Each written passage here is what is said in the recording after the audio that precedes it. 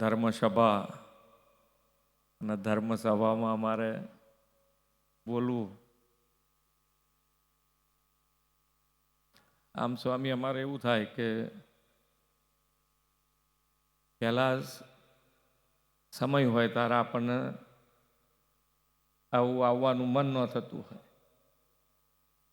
અને હવે આવવાનું થાય છે ત્યારે આપની પાસેથી લેવાની જગ્યાએ જવાનો ટાઈમ થઈ.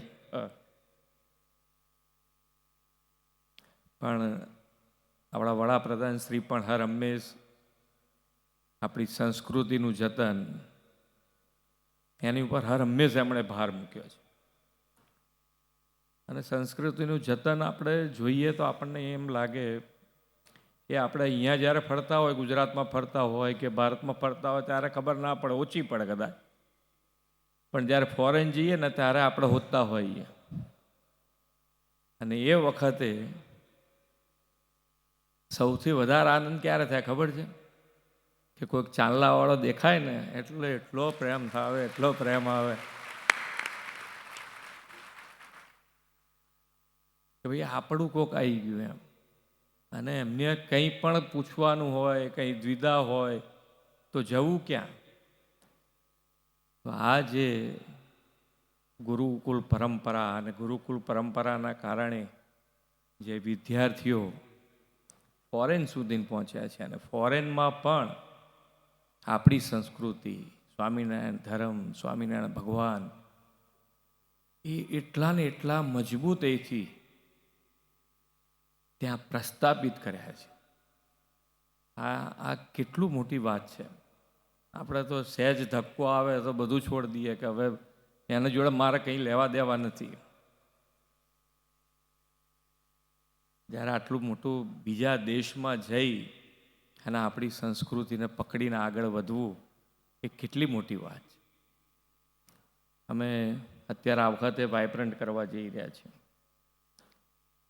10મી વાઇબ્રન્ટ આ વખતે માન્ય નરેન્દ્રભાઈના નેતૃત્વમાં આપણે. મને ઘણી વખતે વિચાર આવે કે 2003માં જ્યારે સાહેબે વાઇબ્રન્ટ શરૂ કરી અને એ વખતે એમને ગ્લોબલ પ્લેટફોર્મ આપવા માટેની 2003માં વાત કરી. ગુજરાત રાજ્યના મુખ્યમંત્રી તરીકે 2003માં ગ્લોબલ પ્લેટફોર્મ આપી અને આ વાઇબ્રન્ટ ગુજરાતની શરૂઆત કરી. મને એમ વિચાર આવે કે એ વખતે કદાચ દેશ બી ગ્લોબલની વાત નહીં કરતો, એ વખતે માન્ય નરેન્દ્રભાઈએ આ ગ્લોબલની વાત કરી. એટલે એમનું વિઝન જુઓ 2003થી એમનું વિઝન. અને આજે તમે જુઓ તો દેશ અને દેશનું ગૌરવ દુનિયામાં વધ્યું. અને દુનિયામાં વધ્યું એનું કારણ શું? તો કે દરેકે દરેક કોઈ પણ દેશ વિકસિત દેશમાં જે બની શકે, જે થઈ શકે, જે કરી શકે એ આજે ભારત દેશ કરી શકે છે. હા, ગૌરવની વાત છે. અને કેટલા ક્ષેત્રે કેટલા મોટા રિવોલ્યુશન લાયા છે. આત્મનિર્ભર ભારતની વાત કરીને એમણે કેટલું મોટું રિવોલ્યુશન લાયા છે. આપણને એની ધીમે ધીમે ધીમે ધીમે ખબર પડે. હમણાં હું રણોત્સવ ગયો તો રણોત્સવમાં જે ધોરડોની વાત છે એ એમણે 2007માં કીધેલી. 2007માં એમણે ધોરડો જ્યારે રણોત્સવ શરૂ કર્યું તો એ રણોત્સવમાં પણ એ બોલ્યા છે કે દેશ અને દુનિયા આ રણોત્સવ જોવા આવશે. અને આજે તમે જુઓ તો વર્લ્ડે એની સરાહના કરી છે કે સારામાં આખા વિશ્વમાં ટુરિઝમ પ્લેસ તરીકે, ટુરિઝમ વિલેજ તરીકે જો કોઈ હોય તો એ ધોરડો છે. આ કેટલું વિઝન છે એમનું. એ વિઝનનો લાભ આપણને બધાને મળી રહ્યો છે. અને એ નાનામાં નાના માણસનું હર હંમેશ એમણે ધ્યાન રાખ્યું છે. અને એ માણસ નાના માણસનું ધ્યાન રાખીને જ્યારે આખા દેશમાં જ્યારે ડિજિટલ ભારતની વાત કરીને તો આપણને અહીંયા બેઠેલા બધા હલી ગયા હશે કે યાર અહીંયા આગળ આ ભારતમાં ક્યાં ડિજિટલની વાત અત્યારે. આજે તમે જુઓ તો ડિજિટલ ટ્રાન્ઝેક્શનમાં આખા દેશને ગૌરવ અપાવતો હોય તો આ નાના નાના ફેરિયાઓ, કિટલીવાળા બધાની પેમેન્ટ કરવું હોય તો કે આ પડ્યું તમે પેમેન્ટ કરી દો આરામથી. સૌથી વધારે ટ્રાન્ઝેક્શન એ લોકો કરી રહ્યા છે. એટલે એક વિશ્વાસ સાથે, એક વિઝન સાથે, એક ભારત શ્રેષ્ઠ ભારત, એટલે કે એક આખા દેશને આગળ વધારવા માટેનો હર હંમેશા એમણે પ્રયત્ન કર્યો. એમણે જ્યાં આગળ બેઠા ત્યારે કોઈ કે ભાઈ આ રાજ્ય આગળ આવે, આ રાજ્યની આખો દેશ એક ભારત શ્રેષ્ઠ ભારત થઈને આગળ વધે, વિશ્વગુરુ બનાવવો હશે તો આપણે બધાએ સાથે મળીને, અને આ બધાની અંદર પાયામાં જો કોઈ રહ્યું હોય તો એ સંત અને આપણા સંતો જે છે એ સંતોના આશીર્વાદ છે. અને સંતોના આશીર્વાદથી જ આજે તમારી મજબૂતાઈ પકડાઈ રહેતી હોય કે જે તમે દિશામાં આગળ વધી રહ્યા છો, એ દિશામાં જો આગળ વધવું હોય તો ગઈકાલે જ હમણાં રામ મંદિરની વાત થઈ. રામ મંદિર તો અત્યારે બધાના મગજમાં ચાલતા બેસતા ઉઠતા બધે રટણમાં ચાલ્યા જ કરે છે. રામ મંદિર, રામ મંદિર. અદ્ભુત ઘટના થઈ રહી છે.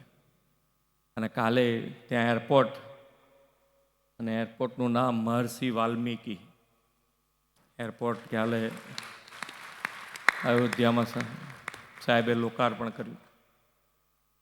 મહર્ષિ વાલ્મીકીનું નામ પડતા જ આપણને એમ થાય કે એક જ ભાવમાં આપણે ઘણી વખત એમ થાય કે યાર સંતો કહે છે અહીંયાથી આપણને વાણી, પણ આપણે કેમ નથી આપણામાં સુધાર આવતો? આવે એવો જ છે.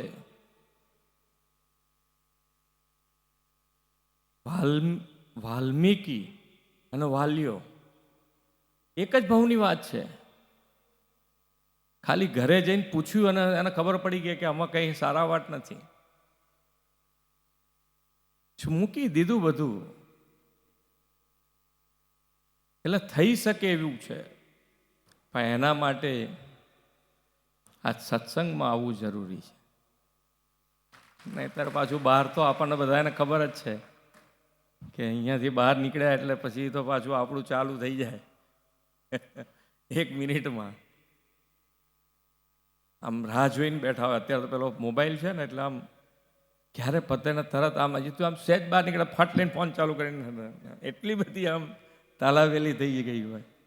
હવે એવા સંજોગોમાં જો આપણે આ સત્સંગનો મહાવરો જેટલું મળે એટલું, જ્યાં મળે ત્યાં સંતોના શરણોમાં, સંતોના ચરણોમાં બેસીશું તો જ આપણે જે વ્યવહાર જીવનમાં પડતી મુશ્કેલીઓ, અને જે ભગવદ્ ગીતામાં જે છે કે ભાઈ કર્મ અને કર્મ ફળની ચિંતા આપણા હાથમાં કેમ નથી, તો કે ભાઈ આંબો બાયો હશે તો આંબો ઉગવાનો છે, એમાં પછી એકવાર નાખી દીધું બી પછી તમારા હાથમાં કશું નથી. એટલે એ કર્મની થિયરી જે કૃષ્ણ ભગવાનની છે, તો કર્મો કેવી રીતે સારા થાય એ બધું જ અહીંયાથી આપણે લઈને જતા હોઈએ સંતો પાસે, અને એ પ્રમાણેની જિંદગી આપણે જીવી શકીએ. એના માટે હર હંમેશ સંતોના આશીર્વાદ આપણને મળતા રહે. અને માન્ય નરેન્દ્રભાઈએ 2047માં વિકસિત ભારતની જે સંકલ્પ કર્યો છે, એ વિકસિત ભારતમાં આપના એવા આશીર્વાદ મળે કે આ સંકલ્પ પૂરો કરવામાં અમે બધા સહભાગી થઈ શકીએ, એ જ અભ્યર્થના. જય સ્વામિનારાયણ.